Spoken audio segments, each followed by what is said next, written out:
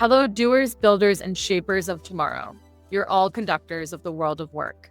Welcome to the Workestration Podcast.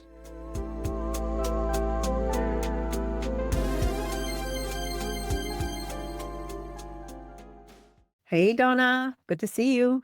Good to see you, Stela. Who are we talking to today? We are talking to Arthur Matuszewski. He is a managing partner at Carrara. He's the former VP of Talent and People at Better.com, Shine Capital venture partner, and he runs Carrara, an operating firm that embeds itself into companies that does the work across talent, finance, go-to-market, and ops. And before Carrara, he ran Better.com's talent function, and he scaled it from 400 employees to 4,400 in just over a year. He also led the strategic talent sourcing at Wayfair from 7,000 to 14,000 in just under 2 years, and an early builder in predictive hiring assessments at Bridgewater. So he kind of sits at this rare intersection of operator, investor. He's a venture partner at Shine Capital. He's one of the sharpest voices arguing in the era of focusing on the people and the work to take care of itself. That's ending. And his thesis, Focus on the Work, reads like a blueprint for what HR becomes when AI decouples headcount from productivity. I'm so excited. It sounds like a story of growth, a story of very diverse experiences and connecting a lot of dots across multiple areas. So let's dive in. Can't wait. Hello, doers, builders, and shapers of tomorrow. Welcome to Workestration Podcast. Arthur, welcome. Thank you, Stela. I appreciate it. Happy Thursday. Happy Thursday. We're so excited to have you and dig into this conversation. So, Carrara, you describe it as an operating firm, not advisory firm. Although a lot of things that you do are advisory. And to me, it also sounds a lot more like the latest buzz keyword, forward deployed, whatever forward deployed means to you. So you participate in client meetings, you are in their Slacks, you work alongside founders. What made you decide that you're not a consulting firm and you're not doing consulting, you're actually operating things on the behalf of the clients? So I think there's a line that, critics don't get statues. And I think the core of the not consulting is that founders don't need another voice in the room telling them what to do. They need the people helping them do. Fundamentally, Carrara is this kind of operator studio where we do have a lot of refugee consultants and runaway bankers, but the core of it is folks that are driven to solve weird problems with people that can't help but solve them. And I think it's less of a choice to not be consultants. It's just in the DNA of what draws people to the work. I think there's been, over the last couple of years, push towards stop the introspection, stop the navel gazing, stop doing all the competitive analysis. And I think with AI, it's less about trying to understand everything. It's trying to run experiments, throw stuff at the wall, measure how quickly it comes down. And if it doesn't work, find a new wall. And I think if you don't have that mentality, it's a lot harder to be relevant in a world where the context is shifting, not just month over month, but what feels like day over day.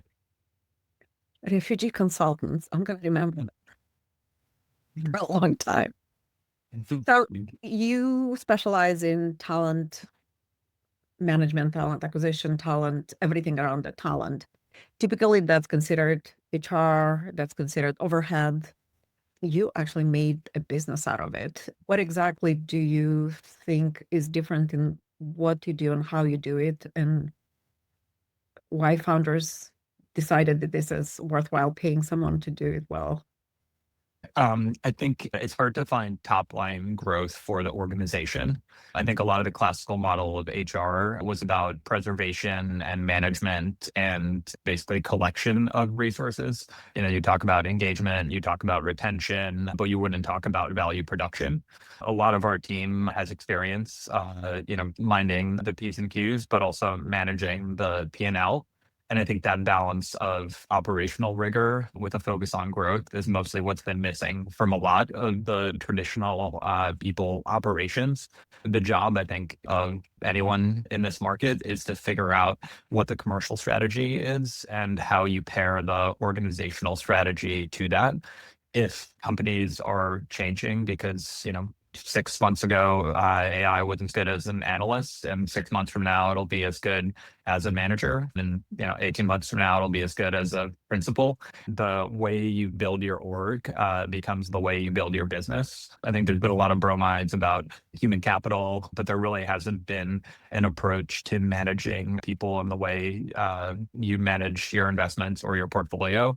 There's a balance of risk, there's a balance of reward, of alpha, beta, whatever you want to call it. And I think a lot of the lens that we've been able to bring to it that seems to have resonated with a lot of our companies is that people don't need to be managed in the traditional sense. People need to get context. People need to get momentum. People need judgment and a good user experience. All that stuff is still as true as it ever was. But if you have a good judgment layer at the top, managing both people and agents, you're able to do a lot more rather than just hoping you collect the right people and they do things in a world that doesn't look the same. Super interesting. Well, Arthur, I love the piece that you wrote on focus on the work. And you say a specific quote: for the past 15 years, everyone lived under the comfortable illusion, focus on people and the work will take care of itself. And you say that illusion, was true in an age where the excess returns of tech really paid for it carried the cost of bullshit jobs. What has changed now in work and in companies? Totally. I mean, I think, this week you're saying the real, but, unfortunate for a lot of people news that Meta is doing 10% layoffs. I think a lot of companies are reevaluating what the middle management stack looks like. I think it's easy to hide productivity when you genuinely don't know who is doing what. But in a world where everything is tracked on Google Docs, on Slack, on your Git commits, it's not even surveillance. It's just the reality. Like you're wearing a Whoop, you're wearing an Apple Watch, you're figuring out in real time who is doing what. And it's kind of like a new industrial age where all of a sudden the things that were ambiguous and unquantifiable become eminently quantifiable, and not only quantifiable and the data is there and you can manage it, but you can figure out the interventions of AI to fix this bug in the workflow, to move this step out. So whatever was Six Sigma is now far and away sort of a human industrial engineering problem. And as companies are realizing that, I think they're reflecting on a lot of this stuff that had been hierarchical for the sake of it. And so organizations are flattening, and what was pyramid, where you need a lot of folks at the bottom to hold the weight of the top, is being inverted, and more organizations are becoming diamonds. So you have fewer total needs for mass production, and you have a higher need for those points of massive leverage. One Andre Kaparthy going to Tropic is worth multiples of, the engineers that are just pushing pixels around.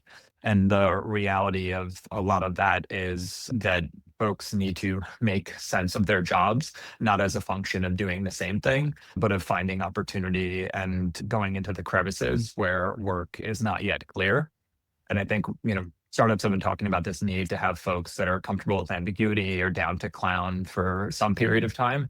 And I think the world is getting increasingly uncertain, increasingly dynamic. And if you're not wired that way and your org isn't wired to be able to evolve and adapt, it's going to be a lot harder to continue to do business as usual because that business won't be there in the same way. I love it. It was actually a big reason we, called this podcast Orchestration, is because fundamentally it's the redesign of work, but also, like you say, in that blueprint, focus on the work. It's not just an era of just care for your people. We need to think about the work design, the architecture, all of it. So I love it. You also wrote that leadership has become a cascade of absence, which I think is very poignant. Founders hire execs, they step aside, execs hire directors and retreat, and the work ends up falling on, the lowest rung. Or those, let's say, who are kind of left, holding the bag. Is that a cultural problem, an incentive problem, a architecture problem, a tooling problem? What do you think companies need to do to address this? Or if you want to expand more on the point too. It's a great question. I think it's realistically all of the above. I think, there's this mindset, I think, that creeps into organizations, whether they're small, whether they're large, that, when you get promoted, the shape of your work changes and you graduate from this idea of individual contribution. And I think, when Steve Jobs' biography came out in 2011, it was kind of the OG founder mode picture of obsessing over the curvature of the phone, of the quality of the glass, of how the kerning on the font displayed, and folks would sort of think he's a tyrant, think he's just an artist that's impetuous and annoyed. And I think the increasing realization is that everyone could and should be more like Steve Jobs. And I think in an age of AI, there's this rise of exponential individual. You still need the collective. You still need to respect the sanctity of the workers that are holding it up and, being artists in their own job. But there's a lot less of this administrative burden that you developed agile or waterfall or whatever engineering systems. The classic, I think, in technical organizations was the mythical man month of, at some point adding the extra engineer means that you start losing productivity. And now I think across a lot of our clients, we're seeing 2, 3, 4x increases in productivity on engineering teams while headcount goes down. And the reality of that is just a function of putting the right people in the right positions with the right judgment, which is both a cultural problem, an engineering problem, and ultimately sort of self-realization, self-awareness problem. I think the idea that the only way to get ahead is to become a manager is, or was, I should say, a momentary illusion where we're never going to get away from the work. You still need to sort of hold the spear, whichever role you're in. And that spear just looks different in an age of AI than it did even a couple of years ago, as a lot of the stuff was still relatively nascent. Makes sense. It's interesting because the hiring and the kind of selection of the right candidates is kind of an area of a lot of fretting and sometimes makes or breaks some companies depending on who you're hiring. So you worked at Bridgewater, which is known for its human industrial engineering approach to talent management, and you tracked at Bridgewater the anti-portfolio hires, right? Who are the candidates that you really passed on that eventually went on to do something amazing that you really missed on possibly? You really looked at this pool of candidates through the lens of false positives. How do you build something like that? And what type of culture needs to exist to be able to make decisions like that? Because that's not usual and it's not typical. And I think people are thinking. Yeah, I think the thing that's important to underline about Bridgewater, or really sort of any organization, is your cultural and organizational strategy comes from your commercial strategy. Understanding how you make money is sort of key to understanding what kinds of people you need to bring to the table to help you do that. I think, in different ways, what Bridgewater traded on was being smarter than others about what was going on in the world, and rarity of insight, being able to find the signal through all the noise as a distribution is just more uncommon than you think it is. And so for us, obsessing over the person we might have missed was the way that we find the incremental edge. For a lot of organizations, historically has been harder to really understand exactly the alchemy of where does an individual insight get lost. There's this thing that happens, I think, particularly the larger and the more bureaucratic your organization, the more it's hard to figure out where the glimmer of insight came from. Is it the engineer that's swimming away on some new R&D? Is it the person in finance that figured out kind of like where you're losing incremental basis points? If you have an organization that is better at finding those value producers and elevating them, I think the job of human capital management, of people, or whatever, increasingly becomes that thing of, let me continually look at reality and decide what structures do we have for sorting the marbles better, faster, in ways that give credit where credit's due. I think the cultural principle at Bridgewater of meritocracy was as much an ambition as it was an operating plan. And everything stemmed from this idea of how do we get better at recognizing what makes us better. I think that's probably applicable to most organizations, but I think the challenge for most organizations is that you can be relatively mid and still get by just fine. And speed and momentum picks up in the world writ large, with AI, with all the other forces that are speeding things up. I think this idea of like constant resorting and sorting becomes like the muscle. Talent density is obviously the trendy way to describe all this stuff. But I think that implies that density is kind of a destination or a permanent state rather than a proximate state relative to where you are. What density looks like as you're maturing from, Series B to Series C looks very different than what it looks like when you're in your primordial stages and you're deliberately trying to mess around and find out. And I think one of the things that organizations often confuse is this idea of the permanence of talent. This person was really phenomenal for the business, at its foundational stages. Therefore, they must be essential to our future. But this balance of present performance and potential is, I think, where people oftentimes get this wrong. The anti-portfolio wasn't because we got their long-term value wrong. It was oftentimes because we couldn't find a way to get the present value out of people based on the way we were configured. So your choices are, do you reconfigure yourselves around the individual and hire for the person? Or do you focus on hiring for the role that you have at a point in time? And I think a lot of companies over-index on the latter.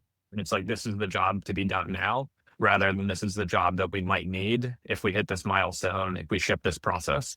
And a lot of what we find as a firm is we over-index on the builders that can come in and take things from 0 to 1 or refurbish a failed function. There are plenty of people that can come in and run it. And so part of the challenge is sort of expanding the opportunity set of the kinds of people that can come in to do the kinds of work that need doing now, while keeping an eye of like the long-term potential that will come from hiring the really spiky people that might not know how to look you in the eyes or shake hands or, glad their way into a promotion. And I think that's what a lot of the forward deployed lens that you called out earlier looks like. I think a lot of work can or should be more forward deployed than it is, but it's really about that synthesis of good judgment, good user ability, and not just being protected.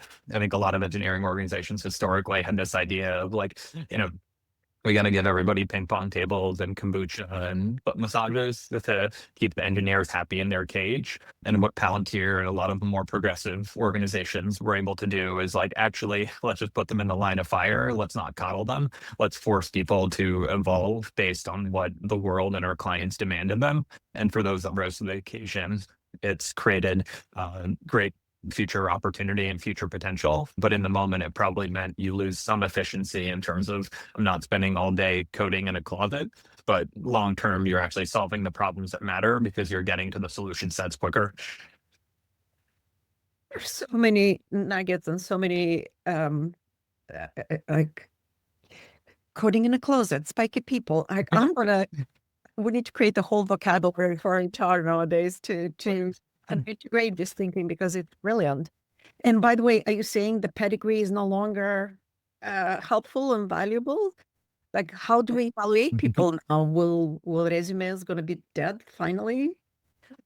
I think resumes have been sort of a Victorian calling card for a while. I think it's a lot of signaling. It's a lot of structuring, the classic Laszlo-Bock formula of like a noun, a verb, and a nifty turn of phrase will get you pretty far. The challenge, I think, with resumes was always the underwriting and the verifiability. And so I think even, at Bridgewater, however many years ago, in early stage circles now, it's like everyone's just like, show me the data, give me the references, tell me about the person that sat next to them and what this person literally did. I think as it becomes easier and easier to verify what a person literally did, checking the Git commits, actually plugging in all of the employee data into whatever future global cloud system that will help us sort all the marbles collectively, it's going to be harder and harder for people to make up their stories and just trade on their past laurels. I think pedigree will matter less, but exception will matter more.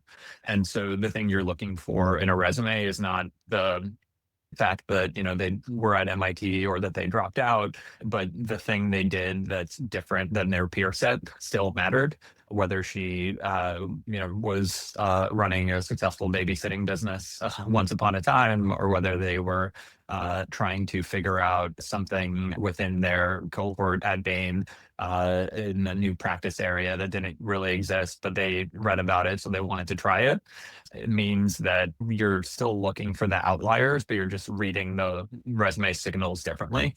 And I think that ultimately people aren't going to stop being impressed by the fancy names and the fancy schools and everything, but there's going to be more of a rise of the folks that built their own business or built their own agent swarm and did some cool shit, and that'll be more verifiable than putting that on some piece of paper and saying that that's what makes me good.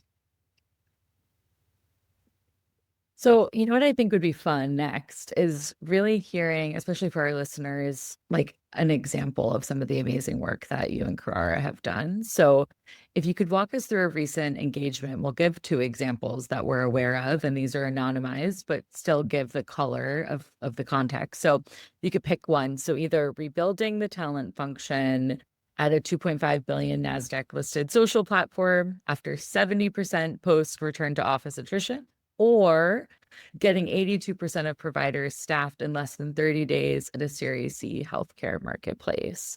What did you actually do in the first 2 weeks to tackle this? Totally. Yeah, I think in both special situations, the common thread was figure out doing what. And I think, for the social platform, the most confusing thing for me and for the team was, wow, everyone left, but nothing really changed. And so there's something to that. I think for a lot of organizations, when Musk first came in to Twitter, it was like, you can't possibly just let everyone go and expect things to go all right. Things definitely were upside down for a while, but by and large, platform still works. And I think one of the interesting things just about humans and organizations is that a lot of these things that sound like insurmountable functional problems, whether it's in HR, whether it's in finance, oftentimes are just people's beliefs about dysfunctions. And so for the platform, it was coming in quickly, getting a sense of who was doing what, immediately coming to a point of view around oh wow, we really need this one iOS engineer to not leave because they're really holding up the mountain, and then finding a way to get that engineer more friends to help lessen the load.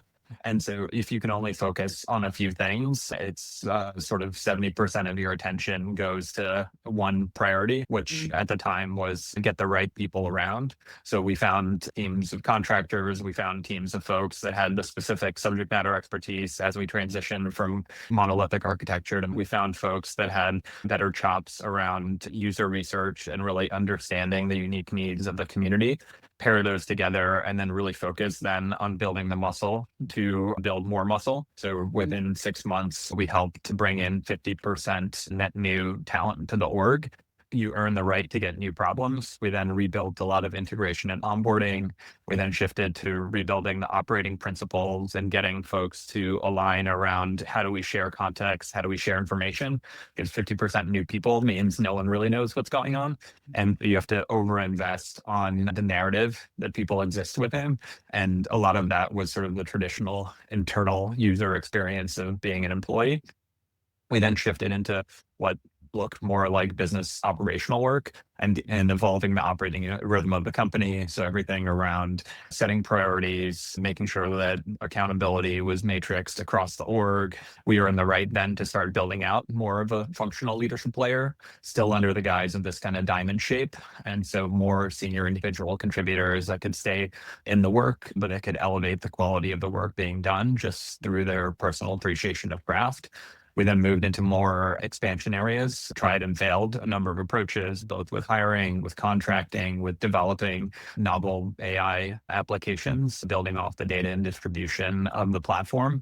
And now we're helping with mix of opportunities to continue to expand verticals, sort of earning the right based on a higher functioning team with more productivity, more output to build new product, to go after new verticals, and to really sort of elevate the level of ambition. And the funny thing is, like, the work's gotten easier, not harder, because it turns out once productivity goes up, once ambition increases, you can then attract more people to it. And it's really that kind of virtuous cycle. Yeah. For the provider network, a lot of the work was a math problem to start. It's the math wasn't working. So it looked like a mix of finance and headcount planning to really figure out, like, what's our cost of acquisition on getting these providers in? How do we optimize the channel mix across mix of media? How do we really target that on a locational basis and put resources on the highest yield accounts as the provider network expanded? But similar to the social platform, a lot of it was a question of who's doing what, why, and then how do you do the volume management so that you're not putting energy where you're losing yield, and then improve the areas where you're losing yield so the gain feels larger. Over time, I think a lot of the evolution of the work basically went from starting in, recruiting HR and fixing the plumbing into playing more of the COO, CFO capacity of orchestrating and to plug orchestrating the nature of how the jobs themselves were designed, where it didn't make sense to hand off from one licensed therapist to the other. It actually made more sense to introduce a new role that took care of the horizontal and allowed the specialists to really focus time on the patients, and then improve both patient experience and productivity on the whole for the company. So I think it's harder to put this kind of work in a functional silo. It's deliberately cross-functional, and it requires a mix of capabilities and orientations. And I think if you're focused on the outcome and on delivering, it gets a lot easier to think of yourselves and think of the work you do as less being a subject matter expert and more being kind of subject matter fool that can learn your way into whatever the next problem is. I love it. And I love the plug, as always. And also that kind of what you were describing just reminds me of the classic Bridgewater, Ray Dalio flywheel, like so much in many ways, of just like getting really specific, upskilling, getting people focused on. It's great. Quick question.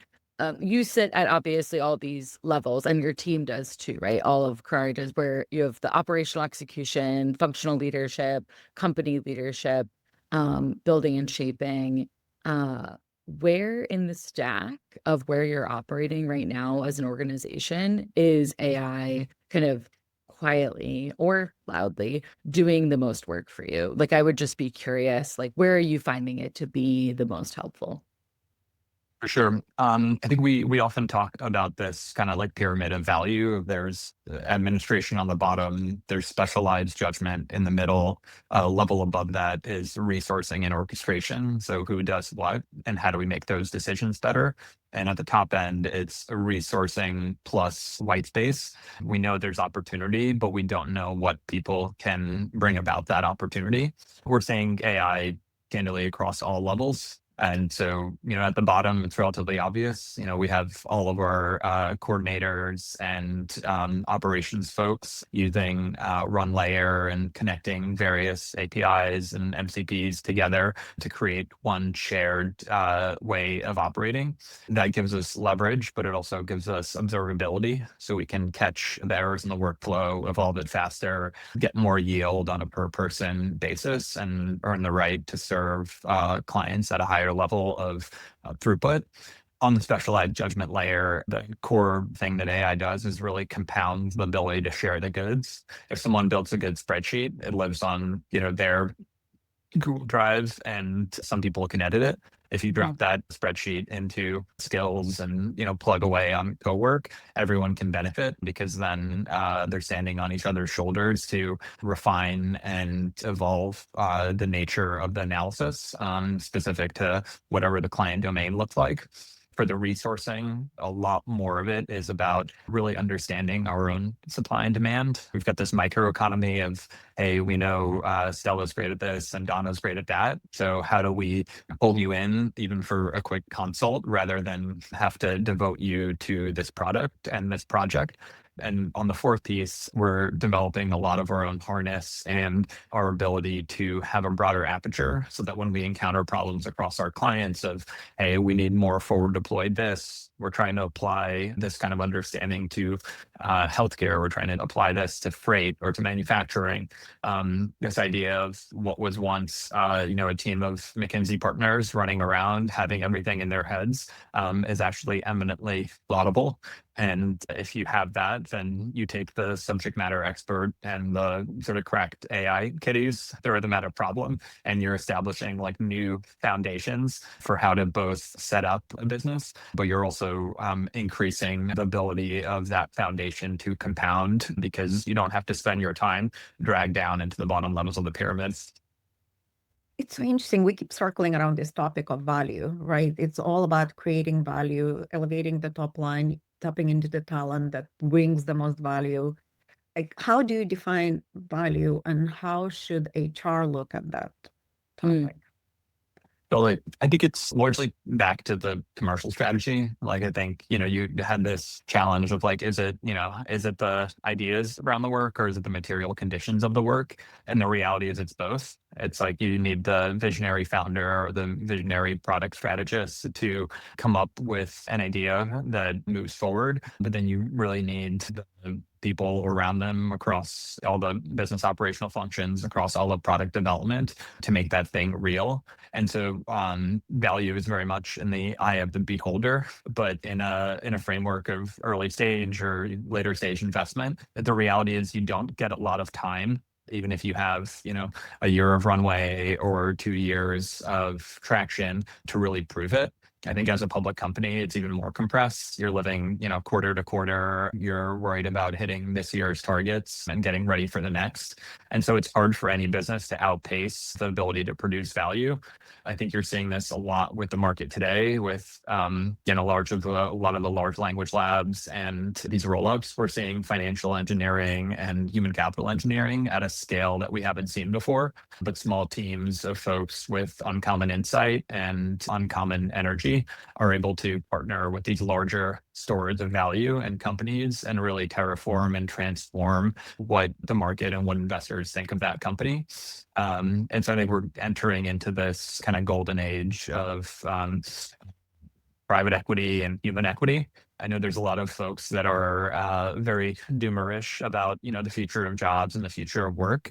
But I think, my personal bias is towards this sort of techno optimism. It doesn't mean things aren't going to be messy and there's not going to be churn and conflict and strife and all those things as we go through this transition. But I think for a long time, people have convinced themselves with the idea of, getting in a car, driving to an office plex and toiling away in sort of a Dilbert cartoon was a good way to spend your time, even if the value wasn't there. And I think a lot of humans intrinsically felt like, hey, I don't have value, therefore I need to go, watch more TV or, do more leisure and escape from it. And as folks can really compartmentalize and find, oh no, this is the thing in the world that uniquely gives me energy and that allows me to play at the top of my personal potential, there is potential to have more of a flourishing without falling into the trap of, like a welfare state or some version of that. I think it's just more microtransactions rather than this idea of, a job and a career as some kind of like long-term commitment, which is terrifying and destabilizing or liberating and empowering, depending on, your vantage. Yeah. I was having a conversation with my son earlier today, and he's like, well, think of the future when problems are going to be solved by AI. And in essence, we can all be like those who are not employed, like children or retirees. So you can pursue, play, you can pursue whatever motivates you, contribute to boards of nonprofits. And like, well, that sounds great, but the world needs to be operated by somebody and something. Totally. I think work is really important. And I think that's been the hardest thing. I went through a deeply Marxist phase in college. And so a lot of this, of the world unite kind of energy is there. And it's like an easy lullaby. But I think work gives meaning because whether you're working on your lawn or your garden or, your woodshed or whatever, like humans want to tinker and want to be curious and challenge themselves. I think for a long time, work did a lot of other things, like being a Googler, being a banker, being a lawyer used to mean something. You got invited to the clubs, you got invited to, the golf courses, you figured out all the ways that your identity transmuted. And I think the challenge is like, we haven't really refined the muscle to be somebody without deriving identity from the thing that we're doing. So if you're a multi-hyphenate board member, gardener, woodworker, whatever, how do you focus on character outside of just the tactical that you're clicking buttons on? That's destabilizing, I think, to the individual. It's obviously destabilizing for the society. And so I think there's a lot of work to be done to create more ways to make meaning. I think that to get to the other side of whatever this deployment era looks like will require a lot more self-understanding and understanding of others going through that. I think a lot of core human impulses are pretty similar, but we all want to be loved, we all want to be valued, we all want to be seen. And I think the bad form of AI is that it tries to paint all those human longings with this broad brush. It's not that we won't chat with companions and AI products about, our struggles and get coaching and get therapy and all that stuff. It's that like deep down, we want to feel like the work that we're doing has meaning. And I think it's probably worse to have a meaningless job, even if it's employing you, than it is to go through the struggle of figuring out where that meaning comes from for you and have to struggle to figure out how you produce value. Gets very quickly very philosophical. And I think we need to have a whole separate conversation of what gives people meaning, what a good job means and looks like, how organizations will be forced to imagine this around individuals, as you're saying, not as around the work itself. And now that we're moving into more of a forward-looking conversation, and you did use the word signals, right? Paying attention to signals. You noticed a lot of signals up until now, right? The early tremors of systemic shocks that we're going to experience, from multi-employer, from quiet quitting, from fractional pixelated workforce. What is the latest in that repertoire? What are you seeing now and kind of obsessing over? And, A, in general, and then B, which ones HR should pay attention to? Yeah, so I think we went from mass overemployment to mass, COVID to mass post-COVID quiet quitting to just kidding. We're back in the office 2 days a week, 3 days a week, 996. I think, what the future of work holds is mostly this continued pinball across all those continuums, where everything I'm saying points to more K-shaped workforce. You have the folks that are, unfortunately unemployed or underemployed because their skills have become outmoded or there's less utility for whatever they did before. And at the other end, you have folks with, 3 to 5 jobs where they have agents running scripts that do whatever nifty thing they're able to do. And in the messy middle, you have a lot of folks trying to figure out, like, how do I token max, or how do I go, live off the land in Kansas? And I think that's just like a weird job for HR to have to deal with. You see more of these like HR and AI transformation, or, a COO taking on HR responsibilities, or a CFO. And I think there's a lot of this perception of like, what is the utility? I think the things that won't fade are, user experience and judgment. How you make people feel and how you reason will continue to be of fundamental importance. And I think historically HR has abdicated the reasoning part and just focused on the user experience part, mostly to their own detriment. This thesis of like, I'm just a business partner and I'm here to serve the needs of the business is all well and good until the business decisions are bad. And you get yourself in this impossible pretzel of like, oh, it's not me. It's, this manager was bad. I was just like following their will. I think the biggest thing for our team and work with a lot of the teams that we work with on is you're only as good as like that last line of judgment. And if folks aren't thinking well, they're not going to be doing well. And so a lot of the stuff of like, hey, can you actually like, prompt well? Can you change the slop into substance? Is where I think where a lot of the value is headed. Because most of the HR stuff, updating payroll and filling out leave and all that is turning into an API. And so you need to have more of a perspective on what the business should be doing and how to get there to be able to, avoid all the crashing tides. Interesting. Well, unfortunately, we're going to start to close, but this is the fun part. We do a little bit of rapid Let's go. questions. So this is a bit of an ode to Douglas. It is a orchestration tradition, which is team human versus team machine. In a world of agentic recruiters and AI augmented judgment, who are you rooting for, Arthur? Team human all the way. I think humans are able to assess and sell in ways that machines can't. And I think the finer point you put on the human trade, the more machine you're going to need to elevate the craft of that. Yeah. One thing an HR or talent leader should do this quarter to stop abdicating and start orchestrating. Yeah, I think it's don't be afraid to do the work. I think if someone's pushing you for defining the role or defining the team or defining the strategy, it might not be right, but take a swing, go into co-work, bang it out, avoid falling into the trap of delegating or. So 3 years from now, what will we have gotten wrong about AI and the talent function? Yeah, I think the hardest part of that sentence isn't what'll do you wrong. It's a timeline. I think everything takes longer to actually get right. Everything is way faster to be disrupted. And so there's going to be a lot of like blow it up, pick up the pieces, blow it up again. And I think what's most likely to go wrong is just the sequencing of it all. We're experiencing this across a lot of the teams we work with where everyone wants like the brilliant agentic future, but they haven't figured out how to fill out the compliance forms.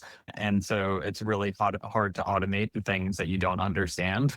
And so taking the time to understand what should be done so that you can then automate it is usually the first principles answer. And then once you're able to get, the infrastructure and the rails in place, then you're able to really zoom. So if listeners want to find you and connect with you and listen to all your brilliant nuggets and like phrases that I'm going to have a lot of fun writing about, where can they find you? Yeah, shoot me a message, just arthur@carrara.is. More than happy to chat with anyone on future work, meetings, all the things. I think we'll keep plumbing away at it. So I'm grateful for any folks that are down for the journey and down for figuring it out. And I would strongly encourage people to go read a lot of your thoughts in the blogs on the website, because there is lots of richness in just how you articulate the problem and how you come up with the conclusions and recommendations. And there's no better source than coming from somebody who's actually doing it and building it, as opposed to just having a point of view after reading a white paper. I'm afraid of thought leaders without thinking, so keep me honest, please. I think we'll Go on, Donna. I was gonna say, I think we need a Carrara dictionary, not because it's, I think the work is, it speaks for itself and it's easy to digest, but I really do think as a leader, and I've known you now for about 6 years, I think you have this way of making these very fluffy HR things very tangible and coining them, as Stella said. So I think that needs to be on the site somewhere of like, you are going to be phrasing the next, I'm going to say, just work, and what we should be calling work. So I love it. I appreciate it. Yeah, it's I need to avoid the M dashes and be afraid of not being original. Oh, you're original all the way. I collected a few things that I really loved in what you said earlier, and it's really about celebrating the human, celebrating our ability to reason, to have judgment, to tinker with things and make sense and make meaning out of it, to become the exponential individual, the spiky person and the artist at work. I think none of that has significant, digital footprint per se, but it has the beautiful richness of who we are as humans. So thank you. Definitely appreciate that. No, thank you, Stella. Thank you, Donna. Very excited to spend the time and excited for all the more adventure to come. Thank you so much, Arthur. And listeners, that's your sheet music. Now go orchestrate. The Workestration Podcast is an exploration in the evolving world of work, driven by the fundamental questions: where is work going? How can we make it better? And how do we get there? By engaging with diverse perspectives from doers, builders, shapers, the podcast aims to provide a comprehensive understanding of the future of work. You've been listening to Workestration, hosted by Donna, Scarola, and Stela Lupushor. Music by Philippe Visitiu. Everything else we're doing ourselves because someone has to walk the talk on Lean Operations. Find show notes at orchestration.ai.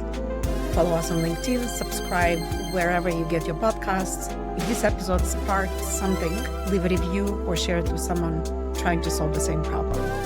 Want to be a guest? Book time at orchestration.ai. Thank you for listening.